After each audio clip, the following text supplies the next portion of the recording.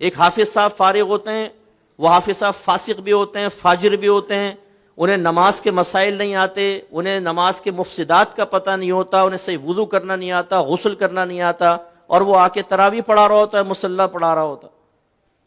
ناراض مت ہوئیے گا، ہماری مسجد کمیٹی اس کا امتحان لینے کے لیے یہ نہیں پوچھتی کہ تمہیں کچھ مسائل پتہ ہیں کہ نہیں پتہ، تم امامت کرو گے۔ وہ کہتے ہیں 2 رکعت نماز پڑھ کے سنائیں ذرا، ہم دیکھتے ہیں، ہمارے نمازی ٹیسٹ لیں گے آپ کا کہ آپ کیسا پڑھتے ہیں۔ یہ 2 رکعت وہ اخلاص کے ساتھ پڑھ لے، میرا تو حسن زن قائم ہو ہی نہیں سکتا۔ میرے استاد محترم کر لیں تو الگ بات ہے، میں تو کر ہی نہیں سکتا ہوں، کیسے کریں حسن زن؟ وہ تو فل ریاکاری کے ساتھ پڑھے گا تاکہ لوگ متاثر ہوں اور میری جگہ بن جائے یہاں پر، اور پھر ہم اس کی خوش الہانی سے متاثر ہو کر مصلی اس کے حوالے کر دیتے ہیں، کیا پڑھا ہے جی قاری صاحب نے یار، 20 منٹ میں 20 رکعت تراویح ختم، واہ کیا بات ہے، یعلمون تعلمون یعلمون تعلمون یعلمون تعلمون، ختم صاحب۔ تو جہالت کا عالم یہ ہے کہ کوئی ہم صرف حفظ کروا کے سمجھتے ہیں کہ ہو گیا معاملہ، اور وہ خواب دیکھ رہے ہوتے ہیں۔ اگر کوئی حافظ بیٹھا بھی ناراض مت ہو، لیکن نبی کریم صلی اللہ علیہ وسلم نے حافظ کے لیے جو فضیلت بیان فرمائی اسے مقید کیا ہے عمل کے ساتھ۔ رحمت کونین صلی اللہ علیہ وسلم ارشاد فرماتے ہیں کہ جس نے قرآن کو یاد کیا پھر اس کے حلال کو حلال اور حرام کو حرام جانا، وہ بروز قیامت اپنے خاندان میں سے 10 ایسے افراد کی شفاعت کرے گا جن پہ جہنم واجب ہو چکی ہے۔ تو یہ حلال کو حلال، حرام کو حرام جانا تو بیچ میں سے ہٹا دیا۔ جس نے قرآن حفظ کیا 10 کی شفاعت کرے گا۔ حافظ صاحب چھوڑے ہو کے گھوم رہے ہیں، یہاں تراویح پڑھائی، 27ویں میں شیو کر کے زمزم پہ پہنچے ہوئے بہنوں کی زیارت کے لیے، طارق روڈ پہ پہنچا ہوا ہے وہ یاترا کرنے کے لیے پوری رات۔ یہ حال ہے ہمارا۔ تو ناظرہ حفظ، اس کے بعد 6 کلمے، ایمان مفصل، ایمان مجمل۔ یہ 6 کلمے نبی کریم سے منقول نہیں ہے، تو بعد کی ایجادات ہیں۔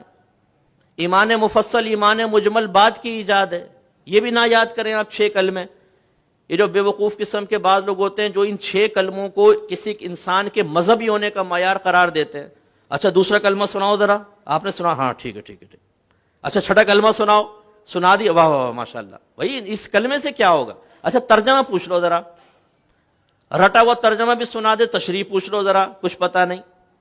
تو سمجھانا یہ مقصود ہے کہ ہم لوگوں نے اس وقت جہالت اتنی عام ہے، اور وجہ اس کی کیا ہے کہ ہم نے چند چیزوں کو دین کا نام دے دیا بس۔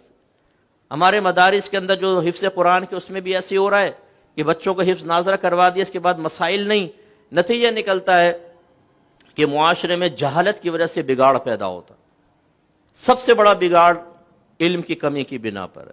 آپ کے نبی کریم صلی اللہ علیہ وسلم نے فرمایا طلب العلم فریضۃ علی کل مسلم، علم کا حاصل کرنا ہر عاقل بالغ مسلمان مرد و عورت پر لازم ہے۔ لیکن چونکہ ہمارے اندر ایک تحریک بغاوت اٹھ چکی ہے، آج اگر آپ کی گورنمنٹ آف پاکستان یہ اعلان کرے کہ جو فرض علوم سیکھے گا اس کو فرض علوم کے بینیفٹ ملیں گے پر منتھ 1 لاکھ روپے، جو اس فرض علوم کا حامل ہوگا ہر مہینے 1 لاکھ روپے بینیفٹ ملے گا، وظیفہ ملے گا۔ آپ دیکھیں ہم میں سے ہر ایک ڈھونڈ رہا ہوگا یار فرض علوم ہے کیا، ہمیں بتاؤ کیا ہے فرض علوم۔ لیکن جب اس کا اعلان نہیں، آپ کے نبی نے فرمایا علم حاصل کرنا فرض ہے، تو ہم اتنی بھی زحمت گوارا نہیں کرتے کہ گھر کا سرپرستی کم از کم، بیٹا ہل نہیں کرتے، ایسا نہ اوپر چلے جاؤ تم سیدھے شوں، تھوڑا سا جم کے بیٹھ جاؤ، نہیں ہل رہا ہو، ڈسٹرب کر رہا ہو۔ تو گھر کا سرپرست بھی اس چیز کو سمجھنے کے لیے تیار نہیں ہے کہ مجھے علم سیکھ کر اپنے بچوں کو سکھانا چاہیے، وہ بھی بیچارہ ایسے ہی ہے۔ تو نتیجہ یہ ہے کہ ہمارا آج معاشرے کے اندر جو بگاڑ نظر آتا ہے اس کی بہت بڑی وجہ جہالت ہے۔